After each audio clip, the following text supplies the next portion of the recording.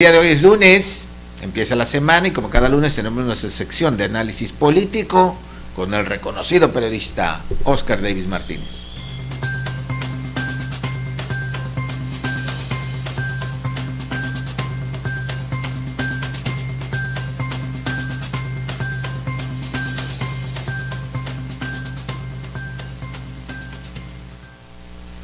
Ya estamos de vuelta, Óscar Davis, ¿cómo estás? Buenos días. Evaristo, público de Cadena Sur, buenos días. Rápido que se va la semana, ¿no?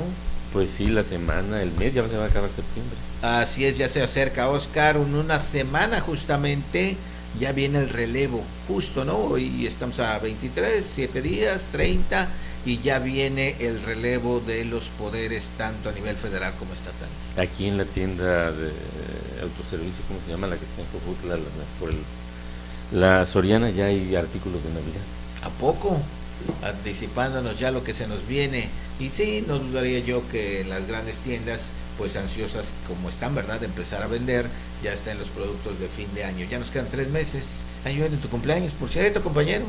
Así es que hay que aprovechar los días, Óscar. Y mira, desafortunadamente, hace de un tiempo para acá hemos venido compartiendo la información de la Unión de Morelos y una gran cantidad de hechos violentos y últimamente más todavía ahora ya muy cercanos aquí a esta región. Efectivamente, aunque toda la violencia se sigue concentrando en Cuernavaca y Cuautla, pero como decías tú, ya empieza a haber más episodios muy cerca de acá que pues bueno, no auguran nada bueno. Las autoridades o el gobernador electo ya reconoció que la autoridad está siendo rebasada por ese tipo de violencia, lo cual es triste porque pues se supone que la autoridad no debe de verse rebasada jamás. El Estado debe de mantener el monopolio de la fuerza. Ya ves el hallazgo de 7 cadáveres de gente que fue sacada de su domicilio en Cuernavaca, en la colonia Patios de la Estación, los secuestran ahí y después, horas después, aparecen sus cuerpos tirados en el norte de Cuernavaca. Eso, digamos que es lo más que llama la atención mediáticamente, pero sin embargo, el asesinato por acá de una persona o de dos, o el ataque por allá, todo semana, esto, ¿no? Que no es tan mediático, debería de ser igual de preocupante, porque habla de que se requieren de más actividad, sobre todo para prevenir los delitos y sobre todo para investigarlos.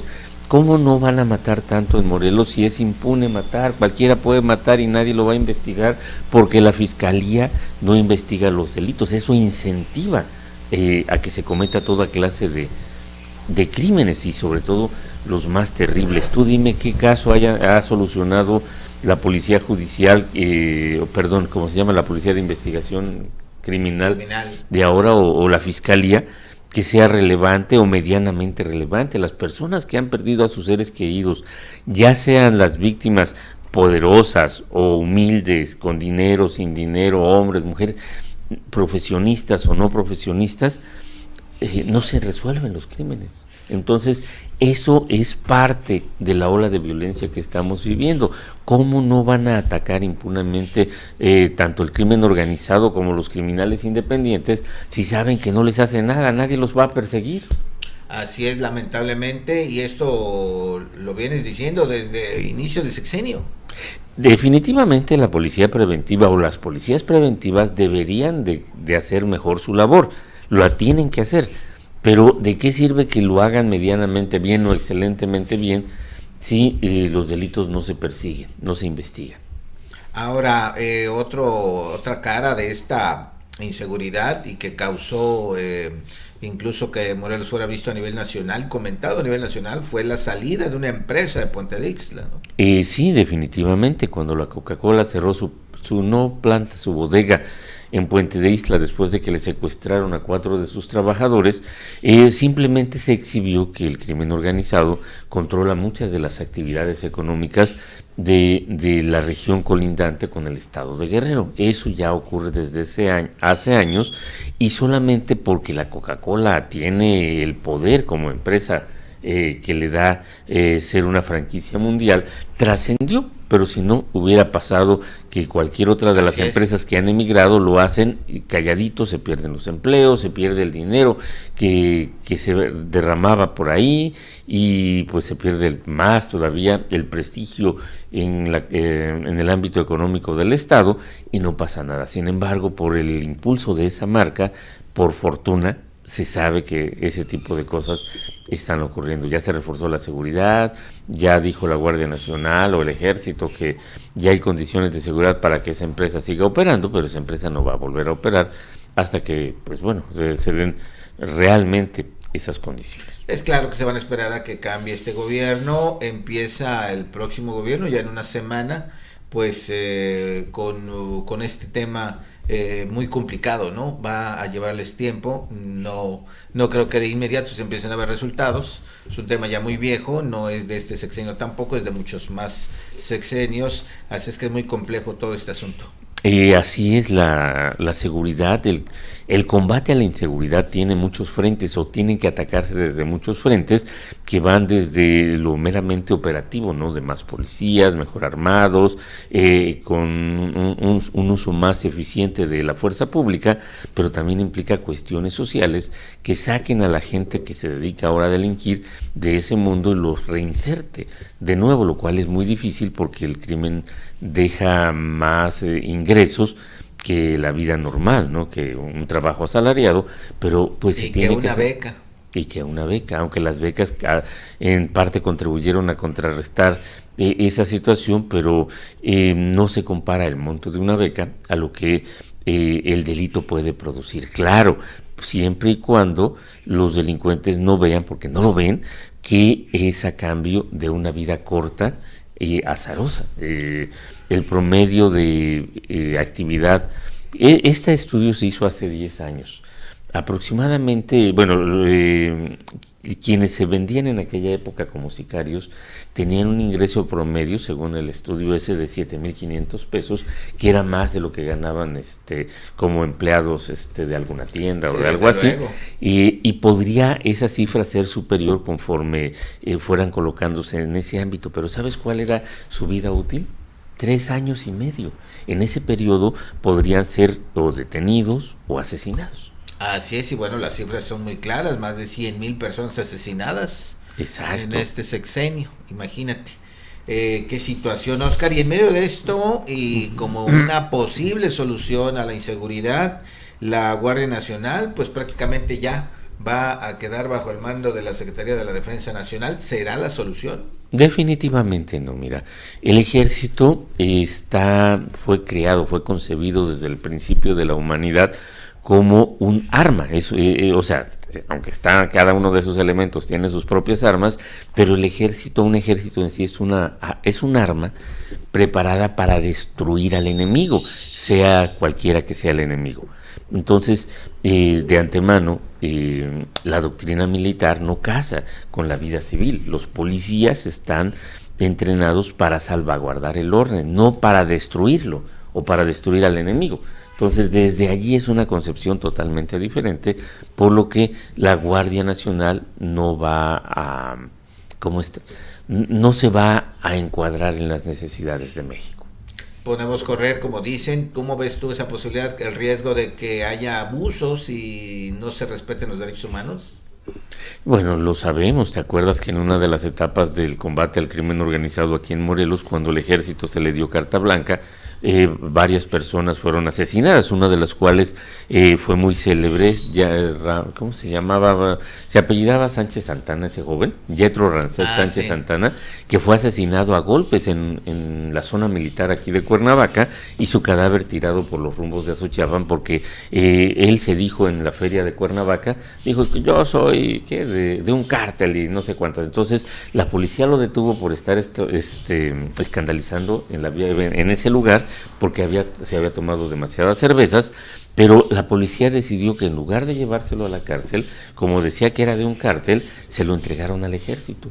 Y los elementos del ejército de aquella época lo trabajaron y lo empezaron a golpear para que dijera si efectivamente era de un cártel. En esos golpes murió, lo tiraron, y su familia emprendió una heroica, irreconocible y destacada cruzada que llevó a enjuiciar al jefe de la zona militar 24 con sede en Morelos. Lo destituyeron y varios de los elementos que lo mataron fueron encarcelados, pero y eso exhibió los abusos del ejército en esa época. Entonces, ¿por qué la Guardia Nacional no va a hacer lo mismo? Ahora no lo hace porque tienen instrucciones de no intervenir, simplemente se paran en algún lugar, no disuaden a nadie y están entrenados, pero así altamente entrenados, para que cuando ocurra un delito lleguen después y cierren la calle. Pero fuera de eso no saben hacer nada, o si lo saben hacer tienen orden no hacerla. Pero cuando tengan órdenes y todo esto, su control sea más militar, pues el riesgo de abusos es enorme. Y hoy día también los elementos de la Guardia Nacional, en lugares donde hay más violencia, pues también son insultados, son apedreados, son maltratados por la propia ciudadanía, ¿no? Por la ciudadanía ligada al crimen organizado. Eso sí hay que aclarar. La ciudadanía no tiene nada contra la Guardia Nacional, pero el crimen organizado a sus seguidores contra el Ejército y contra la Guardia Nacional. Así es, ¿qué situación está? Bueno, pues vamos a ver los resultados. Pues hay pronósticos de ambos lados que va a ser mejor y por otro lado, pues que no, que nos espera un asunto, como decías tú, de donde los militares pues hacen lo que creen para eliminar al rival y no pues detenerlo y procesarlo como marcan las leyes. Finalmente, Oscar, ¿cómo ves el cambio en Morena? Una nueva época para este partido que las tiene hoy por hoy todas consigo. Mira, el único partido que se fundó así de una manera como para superar para enfrentar el cambio social fue el PRD. Todos los demás partidos han sido ideas de un caudillo o de alguien que termina convirtiéndose en, que después se vio que en realidad era un caudillo. El PAN se reparte los puestos así como se los reparten en Morena. El PRI, pues no se diga. El PRD, lo que queda del PRD también lo hacen así. Originalmente el PRD fue una confusión, confluyeron varios líderes sociales, ¿te acuerdas? Desde empezando por Cuauhtémoc Cárdenas, claro. Que después fue Eberto Castillo, que después se unió, bueno, tanta gente. Del Frente Democrático Nacional, Del ¿no? Frente Democrático Nacional. De ahí salieron todos para armar el partido. Exacto, pero todos los demás han estado en manos ya ves, el Verde está en manos del Niño Verde desde hace tantos años que todavía sigue, que ya está lejos de ser el niño, pues sí, ya, pero bueno, sigue siendo el dueño, el PT en Morelos está en manos primero de Rigoberto Lorenzo López, luego de su exmujer Tania Valentina, y allí se mantiene, y así son todos los partidos. Morena se está comportando como un partido tradicional mexicano y está poniendo al hijo de López Obrador, que desafortunadamente para él, ese hijo, pues él es la cara de la corrupción de este gobierno, definitivamente. Entonces yo no le veo mucho tiempo de permanencia allí, aunque claro, los hilos de López Obrador están bien amarrados, para que la idea es que esto permanezca al estilo del PRI. El tiempo dirá, mira, México, afortunadamente, o como dicen, Dios no le da alas a los alacranes, siempre termina por haber algo que termina por recuperar el equilibrio en este país, y ojalá y lo sea así. Luisa María Alcalde, que es la nueva presidenta, ella es la segunda generación de su familia ligada a López Obrador. Su mamá, sobre todo Berta Luján, fue contralora en el gobierno de López Obrador en la Ciudad de México, fue secretaria general de Morena hasta hace poco, 2 años, y en realidad ella representa más, está allí por la amistad de su mamá, así es, con López Obrador, que por su propia desarrollo, trayectoria, capacidad. Aunque mira, yo le reconozco algo a esta mujer. Ella propuso el cambio que permitió desvincular al salario mínimo de los aumentos del cobro en el Infonavit. Ya ves que antes la referencia para cobrar servicios y bienes era el salario mínimo. Así es. Ella lo desvinculó. Y ahora eso permitió que el salario mínimo se incrementara notablemente en este sexenio, si no el salario mínimo seguiría siendo de 20 pesos. Pero esa es una de sus aportaciones. Pero definitivamente ella está allí porque es hija de, y no por su propia capacidad. Y aquí nos preguntábamos cómo la eligieron, porque ya ves que en el PRI sabíamos que era en la asamblea de delegados o por voto directo, creo que había tres maneras de elegirlos, ¿no? Aquí no sé, no estuve ahí, pero ya se sabía de manera anticipada quiénes iban a ser. No, por supuesto, la eligió en un consejo, la eligió el consejo, votaron por ella de aclamación y fue lo que te digo, se repite el esquema. Fíjate que ese esquema lo ha exportado México a otros países, incluyendo las figuras ligadas a ese esquema de corrupción. Y por ejemplo, como en España, algunos partidos se mueven, aparte de que España tiene un partido que nació en México, se llama Vox, es de ultraderecha y es una exportación del PAN o de la facción radical del PAN, ligados al Yunque, pero aparte de eso tiene estructuras de partidos en España que nacieron con la idea de copiar lo que hizo el PRI. Porque el PRI fue la dictadura perfecta. Los que vivíamos bajo esta dictadura creíamos que vivíamos en democracia, no peleábamos durante 70 años ahí calladitos, contentos y felices, y eso admiraba al resto del mundo. ¿Cómo no? Y seguías votando por el PRI, ¿no? Era un super partido, ese poderoso, controlaba todo. Hoy el PRI ya, pues lo que sí vemos, Oscar, es que el PRI dejó las formas, ¿no? Y ahora, lo estás diciendo ya, Morena pues también está siguiendo esas formas de aquel viejo partido, ¿no? Pues sí, pero bueno, la historia los va a juzgar. Pues ahí tienen, vamos a ver. Lo que yo diría es que lo que sí se ve es que es una mujer joven, tendrá como 25, 26 años, ¿no? Sí, por lo mismo no tiene una trayectoria que avale semejante posición, porque es el partido hegemónico, es el partido que decide la vida de muchos mexicanos. No me refiero a los militantes morenistas, sino va más allá, porque tú sabes que decide quién va a gobernar y quién no. Entonces, el hecho de que sea joven no la excluye, pero definitivamente ella no tiene los méritos, la trayectoria, la capacidad para ocupar un lugar como ese, excepto por el hecho de ser hija de su madre. ¿Y quién va a estar acompañando? ¿Crees que sea López a través de su hijo ahí? Es lo que vamos a ver todos los mexicanos. Él dijo que su pobre corazón ya quería descanso, Andrés Manuel López Obrador lo dijo hace unos días, y que se iba a ir a su rancho, ya sabes cómo se llama. Sí, pero quieren cuidar la cuarta transformación, que no lleguen otros oportunistas y se la roben, y entonces pues para cuidarla solo ellos, ¿no?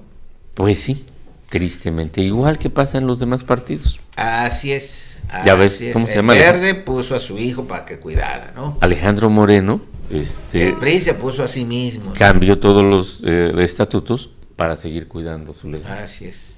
¿Y qué decir de los demás? Y ahorita que mencionaste al PT, al ver PT, partido satélite creado, dicen, por Salinas de Gortari, nomás para hacer la finta ahí, ¿eh? ¿Cómo ha sobrevivido ese partido?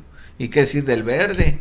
¿Cuánto fraude no cometió? Y ahora está en las mejores posiciones posibles, con más diputados que el PAN y el PRI. Impresionante eso. Pero bueno, así se han dado las cosas y nosotros nomás viendo, mientras los dueños de los partidos se llevan todo el dinero. Pues ni hablar. Gracias, Oscar. Gracias a ti y al público de Cadena Sur.